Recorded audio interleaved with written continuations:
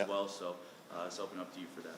Yeah, great to see everybody. Good to be back in Houston. A little bit colder than it usually is when I come down, but it's always special. Kicked off a very significant weekend last night, catching the U.S. Women's National Team play here in Shell Energy Stadium for the She Believes Cup. Especially proud to have two of our own from the Dash, and Jane Campbell, our legendary player, in goal, and Yasmin Ryan assisting on a goal. So it was a terrific night, and I think it showed what a great soccer community we have in Houston. Of course, excited about tomorrow night and our derby match to kick off the season for the Houston Dynamo. Our 20th season, if you haven't heard, important and one that we're celebrating in all sorts of ways.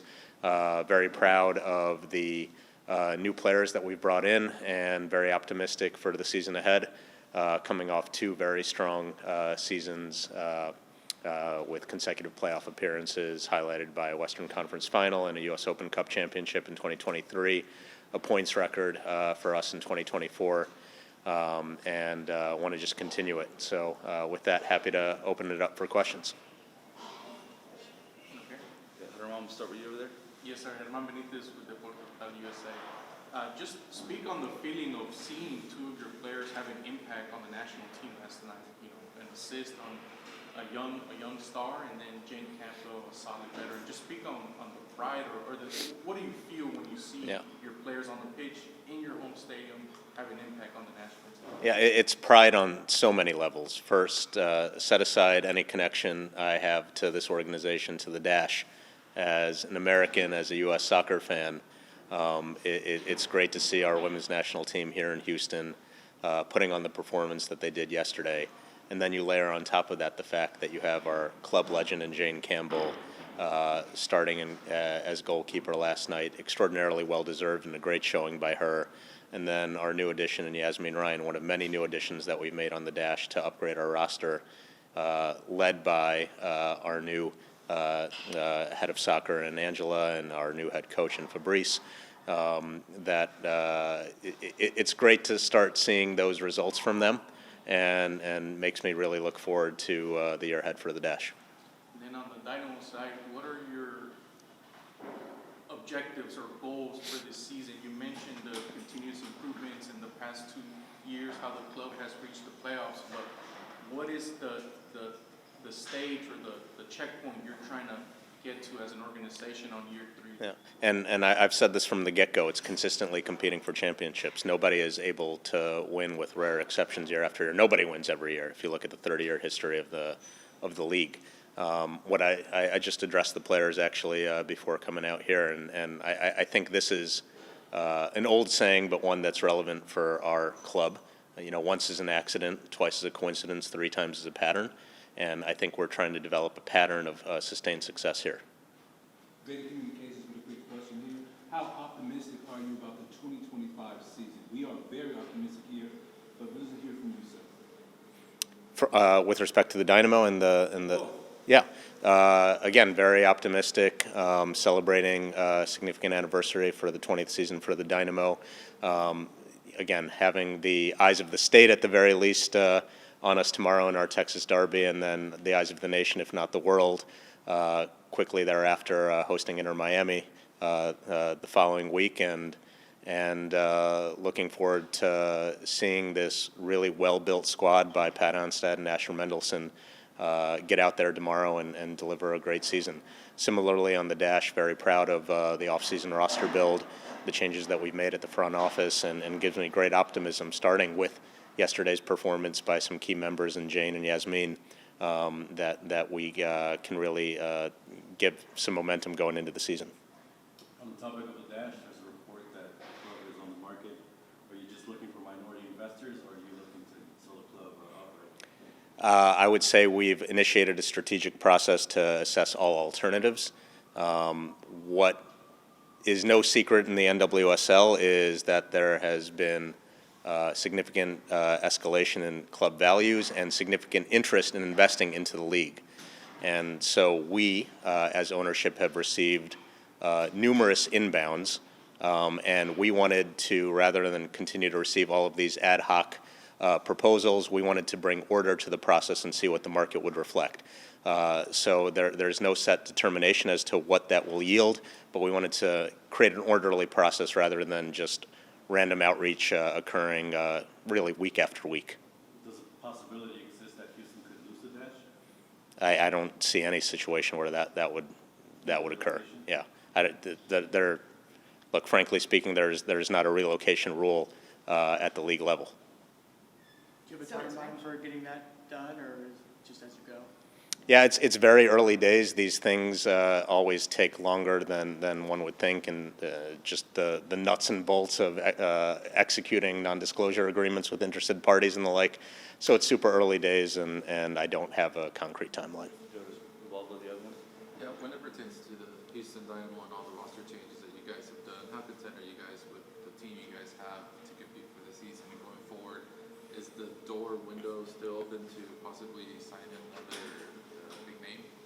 So we're very excited by the additions and the changes that we've made, and I think we've brought in some really beneficial pieces to the roster, and Jack McGlynn, Nico Ladero, Michael Halliday, and the list goes on and on. Too many to really list here. The possibility does exist to bring in additional firepower. What we have learned based on a few years now doing this together in collaboration with Pat and Asher is that we don't want to do something hasty that will saddle us for the long term. If we're making a big decision like signing a new designated player, it has to be a methodical process, and there's no certainties, but we want to leave as little to chance as possible. How much more could you open up the checkbook with the amount that you spend on Segal and Lawrence and Ali, right? How much more can the checkbook open up? The funds are available. It is all a matter of, is the player the right fit for what we're trying to build here and the plan that Pat and Asher have. Is there any information you can share to us about what type of player the Dynamo wants to bring? I think Pat's made no secret that if the right DP10 is available, we'd like to bring that type of player in. Again, we don't want to do it in a rash manner just to fill the spot and then get burned by it long term. And so they are really scouring the landscape and doing it in a methodical manner to ensure that we get it right.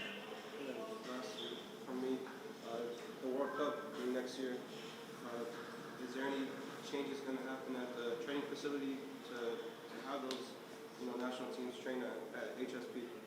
I would say as the current state exists at HSP, we're more than prepared to host nations coming in for training. Similarly, match day -1 will be here at Shell Energy Stadium. Of course, there's going to be a handful of enhancements that we're going to make, but I'm very pleased with our ability to host it today if necessary. On the dash side, end of last year, you told us that the club had fallen short on that side. That was before all of these roster changes, all the front office moves. How do you feel about the Segal dash now? I feel a lot more encouraged than I did back then. Again, we were in the midst of our worst season in club history.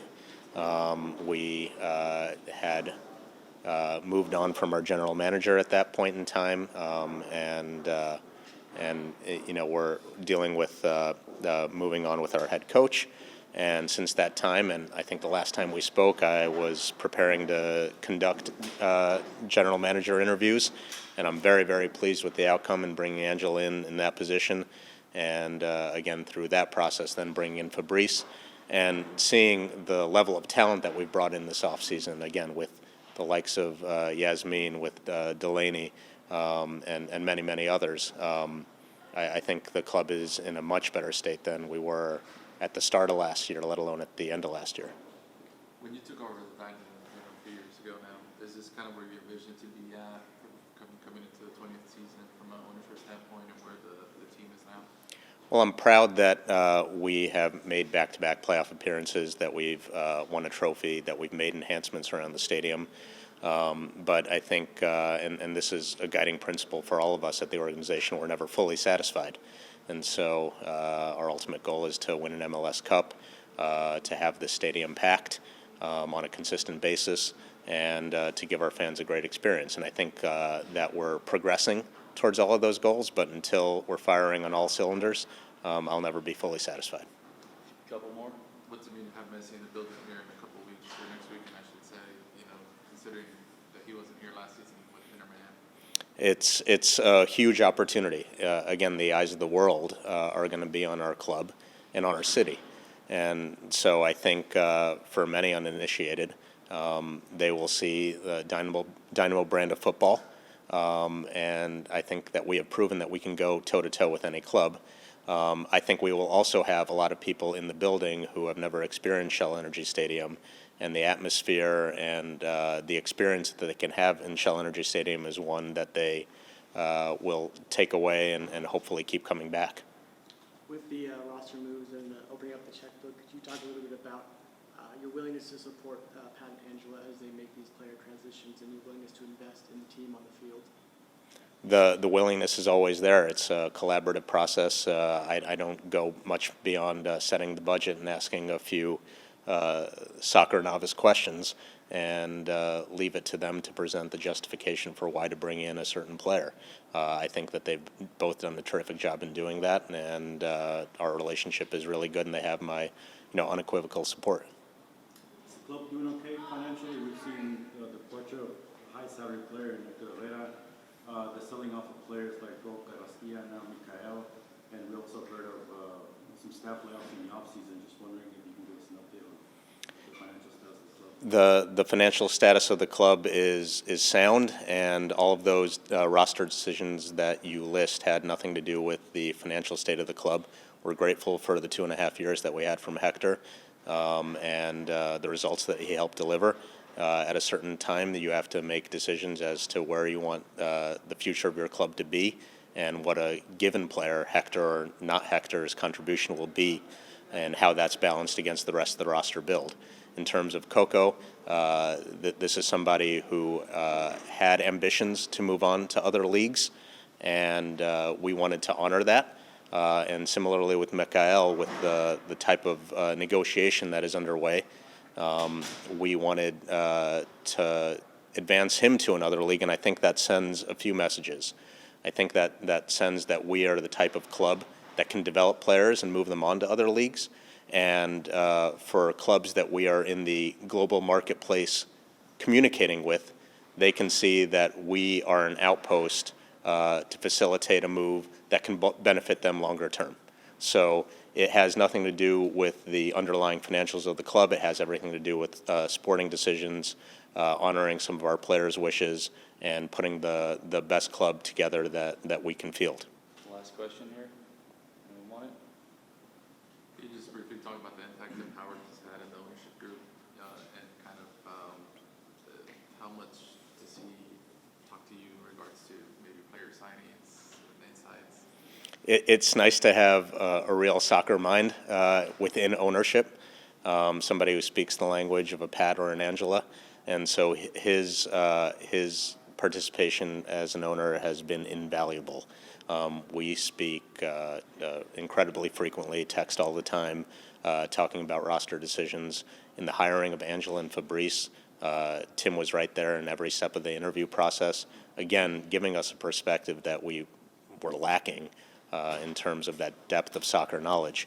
And so he's been really helpful in that regard. And then he's a great ambassador to the community as well. This is somebody who has an extremely busy schedule, is really well known around the world, and he's devoted a lot of time to promoting the Dynamo and the Dash and becoming a fixture in this community. And for that, I'm really grateful.